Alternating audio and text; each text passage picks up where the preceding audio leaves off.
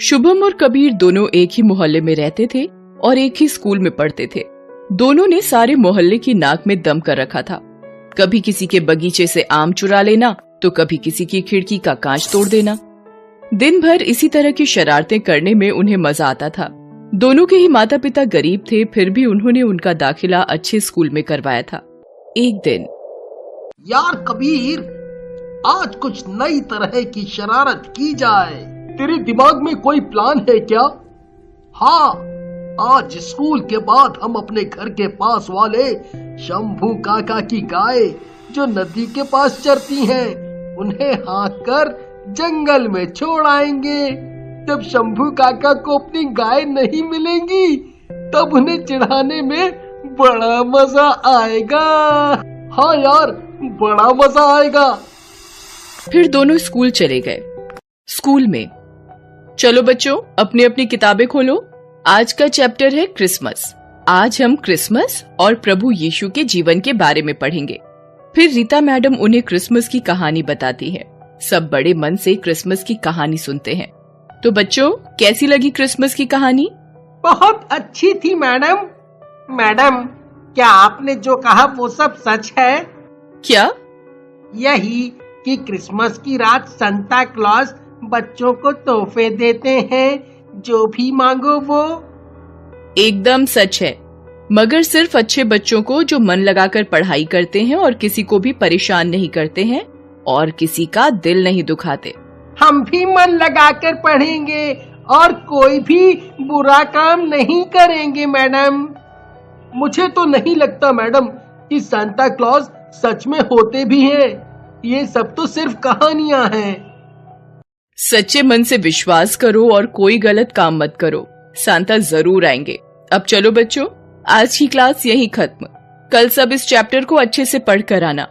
School के बाद, चल यार, शंभू काका की गाय खोली जाए। नहीं दोस्त, अब मेरा ऐसा करने का बिल्कुल भी मन नहीं। आज से मैं किसी को परेशान करके उसका दिल नहीं दुखाऊंगा। अब तुझे क्या हो गया? सुना नहीं मैडम ने क्या कहा था?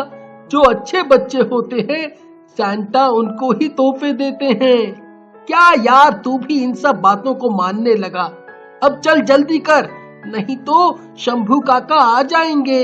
नहीं यार, तुझे जाना है तो जा, लेकिन मैं आज के बाद से ऐसा कोई भी काम नहीं करूंगा जो दूसरों को तकलीफ दे। शुभम नहीं गया तो कबीर भी कहीं नहीं गया। उस दिन से दोनों दोस्त थोड़े कटे कटे से रहने लगे। कबीर जो भी शरारत करने को कहता, शुभम उसे मना कर देता। शुभम ने अब अच्छा बनने की ठान ली थी। अब वो सारी बदमाशियां छोड़कर मन लगाकर पढ़ाई करता। एक दिन, चल यार, आज बाजार चलते हैं। क्यों? अरे भूल गया, इतने दिन से जो हम लोग वीडियो गेम के लिए जो पैसा जमा कर रहे हैं, मम्मी पापा तो दिलाने से रहे, मेरे पास तो पूरे पैसे हो गए हैं। तेरे पास कितने हुए हैं? यार, मुझे तो ध्यान ही नहीं है, मगर पैसे तो मेरे पास भी पूरे हो गए होंगे। तो फिर चल यार, बाजार चलते हैं। फिर दोनों दोस्त अपने अपने लिए कुछ कुछ सामान खरीदने के लिए बाजार चल दिए। अभी दोनों बाजार में घूम ही रहे थे कि अचानक उनके पास एक बूढ़ा भिखारी आया। वो बहुत ही बूढ़ा और कमजोर था। बेटा, हमारी मदद करो। मैंने और मेरी पत्नी ने कई दिन से कुछ नहीं खाया है। मेरी पत्नी को बुखार भी हो रखा है। मदद करो बेटा, मदद करो। माफ करो बाबा, कहीं और जाओ, हमारे पास पैसे नहीं हैं। ये लीजिए बाबा, ये पैसे आप रख लीजिए। इन पैसों से आप खाना और दवाइयाँ खरीद लीजिएगा। तू अपने आप को बहुत बड़ा रईस समझता है क्या? सारे पैसे उसे दे दिए।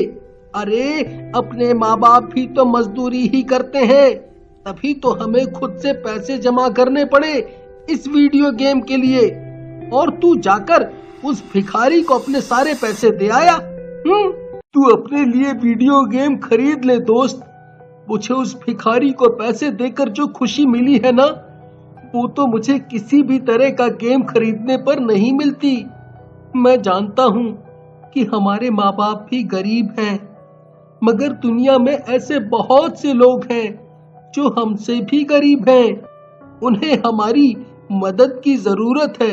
अगर तूने पैसे बचा लिए होते तो तेरे पास भी होता ऐसा ही वीडियो गेम। हाँ। शुभम कुछ नहीं बोला, बस मुस्कुरा दिया। दिन बीतते रहे। शुभम अच्छे बच्चे की तरह सांता से मिलने की चाह में सारी शरारतें छोड़कर मन लगाकर पढ़ाई करता रहा, जिसका परिणाम ये हुआ कि वो अपनी क्लास में फर्स्ट आया। क्रिसमस की रात शुभम सारी बातें छोड़कर सांता का इंतजार कर रहा था। रात के 10 बज चुके थे। उसने अभी तक खाना भी नहीं खाया था। चल बेटा, अब तो खाना खा ले।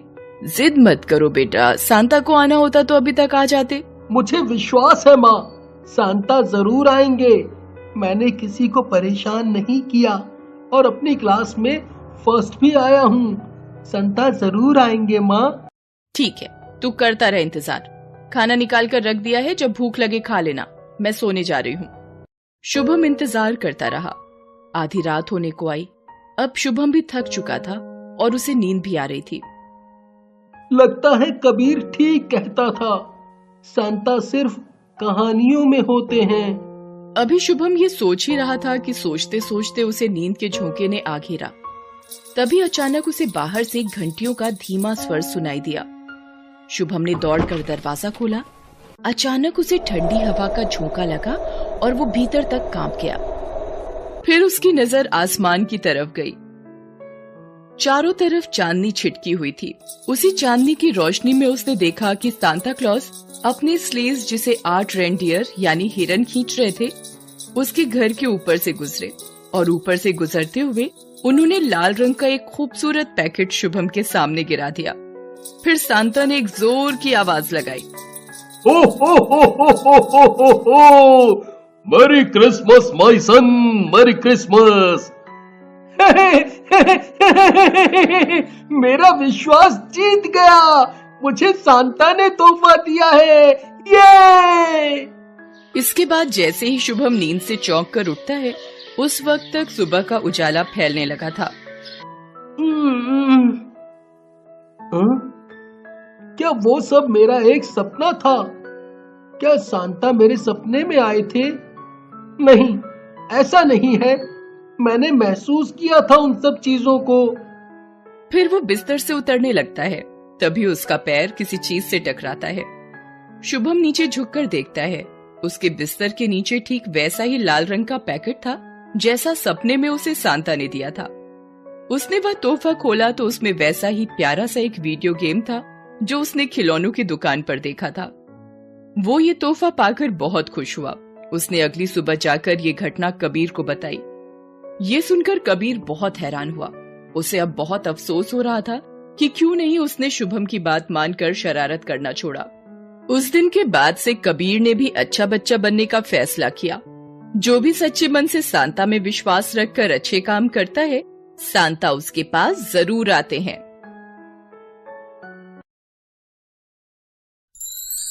Thanks for watching.